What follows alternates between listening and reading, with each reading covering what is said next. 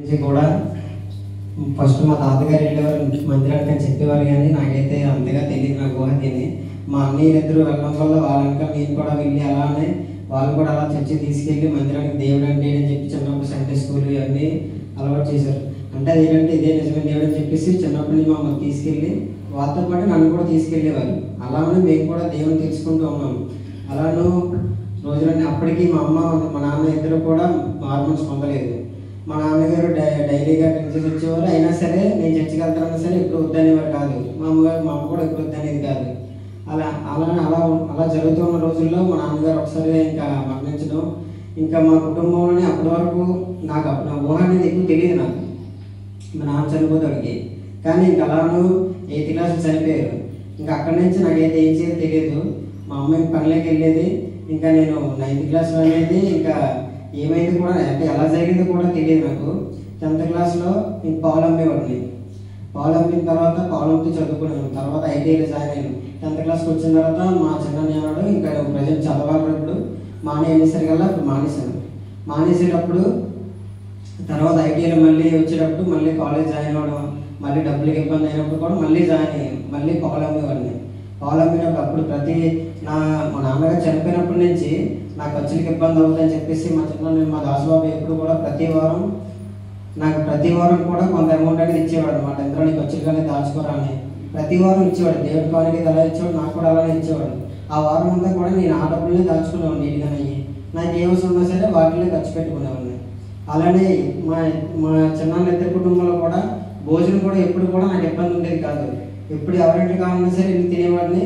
వాళ్ళు కూడా అలానే ముందు వాళ్ళు తినేటప్పుడు కూడా నన్ను కూడా పిలిచి తిన్నావా లేదని చెప్పి అడిగిన తర్వాత నేను తిన్నానంటే వాళ్ళతో పాటు కూర్చోబెట్టి తినిపించేవారు కూడా నాకు. ఇంకా అలానే జరిగిపోయి నాకు ఎక్కువ తెలిసేది కాదు. మెయిన్ ఇది నాకు లోటు అనేది తెలియనివ్వలేదు. మా నాన్నగారు లేని లోటు కూడా నాకు ఎప్పుడు తెలియనివ్వలేదు వాళ్ళు. ఇంకా అలా జరుగుతూ ఉంది. 10th క్లాస్ అయిపోయింది. 10th క్లాస్ అయిపోయిన తర్వాత నేను యాక్చువల్గా డిప్లొమా చేసి ఇంజనీరింగ్ సైడ్ వెళ్దాం అనుకున్నాను. కానీ మా చిన్నాన్న అంకుల్ గారు ఏమన్నారంటే నువ్వు ఐటీఐ చేయాలి, ఐటీఐ చేసి ఎలక్ట్రికల్ చేయాలన్నారు. నాకు ఏం చెప్పుకున్నా నాకు చిన్నప్పటి నుంచి డ్రైవింగ్ మీద ఆశ ఉండేది. అంటే మా పెద్దనే తిట్టాడు. నేనే ఇప్పుడు ఖాళీగా ఉంటున్నాను, నా జీవితం బాగోలేదు డ్రైవింగ్ వచ్చి, నువ్వు అలా చేయకు, నువ్వు ఎలక్ట్రికల్ సైడ్ అని చెప్పేసి మా చిన్నాన్ని చెప్పాడు. చిన్నాన్ని చెప్పగానే అప్పుడు నాకు బాధ అనిపించింది.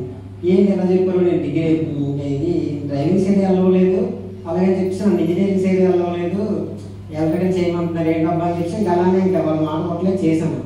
చేసిన తర్వాత నాకు దాని వాల్యూ ఎప్పుడు తెలిసిందంటే ఐటీఐ అయిపోయి పని నేర్చుకున్న తర్వాత తెలిసింది నాకు. వీళ్ళు నా గురించి ఎందుకు చెప్పారు, సేవకులు కూడా ఎందుకు చెప్పారు అంకుల్ గారు అని చెప్పేసి నాకు తర్వాత తెలిసింది. ఎందుకంటే ఆ ఐటీఐ కానీ చేయకపోయి ఉంటే ఇప్పటికి నేను ఎలా ఉండేవాడిని కాదేమో, ఇంకా చదువుకునేవాడిని ఏమో ఇంకా. కాకపోతే ఇప్పుడు ఈ స్థాయిలో ఎలా ఉన్నానంటే దేవుని కృప వల్ల, అంకుల్ గారు మా చిన్ననే చెప్పిన దానివల్ల నేను ఈ స్థాయిలో ఉన్నాను. ఆ విషయంలోనైతే దేవునికి నేను మహిమపడుతూ వస్తున్నాను. అలాంటిది నాకు మా నాన్నగారు చనిపోయినప్పుడు దేవుడు వాగ్దానం ఇచ్చాడు. ద్వితీయోపదేశకాండం 28:5 నీ గంపయు నీ పిండి విసుగు తొట్టి దేవుని పని అని చెప్పి వాగ్దానం వచ్చింది. కానీ దాని అర్థం ఏంటో నాకు అప్పుడు తెలియదు. ఎందుకంటే ఇప్పుడు మనం సండే స్కూల్కి వెళ్తాం, నార్మల్గా ఉంటాం, ఏదైనా గిఫ్ట్ వస్తే గిఫ్ట్ తీసుకున్నాం, వాటితో కానీ వాక్యాన్ని క్షుణ్ణంగా పరిశీలించడం తెలియదు. అలాంటిది నాకు ఐటీఐ అయ్యి తర్వాత ఎప్పుడైతే నేను నా అంతగా నేను పని నేర్చుకొని ఎప్పుడైతే డబ్బులు సంపాదించి మొదలెట్టానో అప్పుడు నాకు దాని వాల్యూ అనేది తెలిసింది అనమాట. దేవుని వాక్యం క్షుణ్ణంగా అర్థమైన తర్వాత తెలిసింది.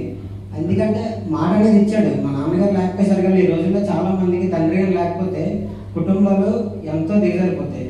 అలాంటిది నా విషయంలోనైతే దేవుడు ఏమాత్రం కూడా తగ్గనివ్వకుండా, మా చిన్నాన్న రూపంలోనైతే నాకు ఏమాత్రం కూడా తగ్గనివ్వకుండా నన్ను వాళ్ళు కూడా కొడుకులని నన్ను చూసుకుంటూ వచ్చారు. నాకు ఎప్పుడు కూడా దేవుడు అనేది మా మాట ఇచ్చాడు కదా, నీకు అంపి పిండి తొట్టని ఎప్పుడు కూడా నాకు ఆహారం ఎప్పటికి కూడా దేవుని కృపతో నాకు ఎప్పుడు కూడా లోటు అనేది లేదు.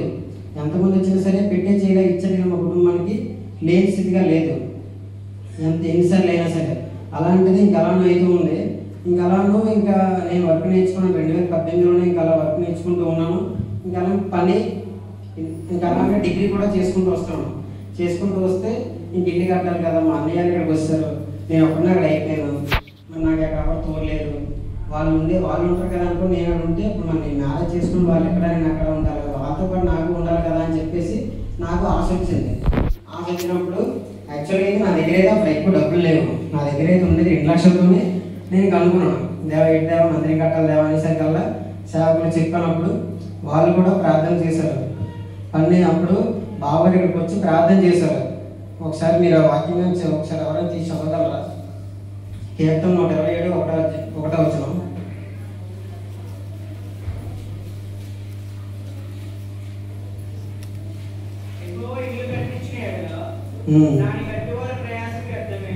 అప్పుడు బావగారు ఏం చెప్పారంటే ఈ మాటకి, దేవుడే చూసుకున్నాడు కదా, నీకు దేవుడు సెలవిస్తూ ఉన్నాడు, నువ్వు ఇంకా పని మొదలుపెట్టని చెప్పగానే నా దగ్గర ఉన్న 2 లక్షలతోనే మా చిన్నాన్నలకు కూడా చెప్పగానే వాళ్ళు కూడా పని మొదలెట్టరా.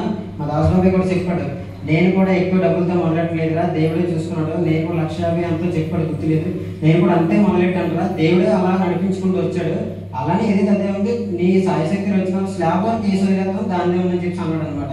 అనేసరికల్లా నేను కూడా అలా చేయగానే వాళ్ళు కూడా కొంత డబ్బులన్నీ సాయం చేసి ఇంకా అలా పనిని మొదలుపెట్టేటప్పుడు మట్టి వరకు వచ్చేసరికి చాలా ఇబ్బందులు వచ్చేసాయి.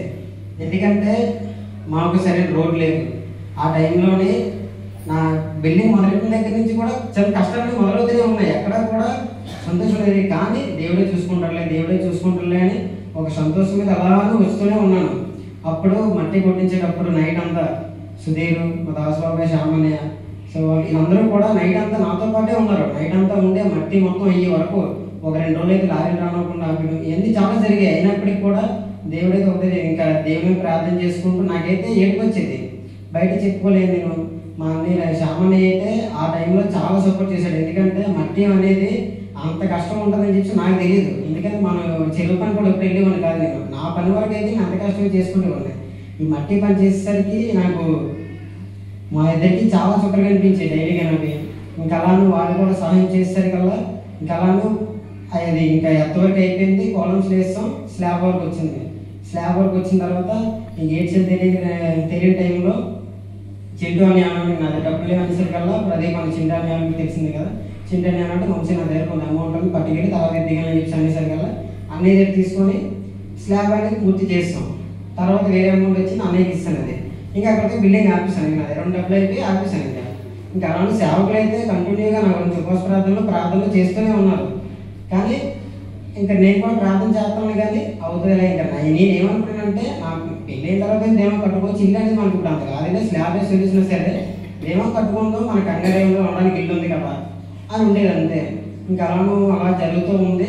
మళ్ళీ కొంతకాలానికి బ్యాంక్ అతనితో నేను నాకు వర్క్ చేయడానికి వెళ్తే బ్యాంక్ అతనితో పరిచయం అయ్యి అన్నయ్య అన్నాడు లోన్లు ఇస్తున్నాం అనేసరికల్లా దాని ప్రాసెస్ కనుక్కొని అవి మా తాతమ్మ ద్వారా వెళ్ళి మాట్లాడేసి ఆ లోన్ కూడా తీసుకున్న తర్వాత ఇంకా పని ఎంతవరకు వచ్చింది, గోడలు అయిపోయి ప్లాస్టింగ్లు అయిపోయి, అది కూడా నేను ఊహించలేదు, అది కూడా దేవుని చిత్తమే.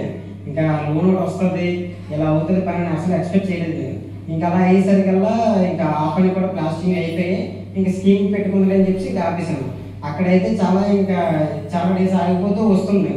ఇంకా దేవుడు చూసుకుంటాడులే పని అనేది. ఇంకా స్కీమ్ ఇప్పుడే వస్తుందని చెప్పి అనుకుంటే ఇంకా ఎలక్షన్ కూడా వచ్చేసింది.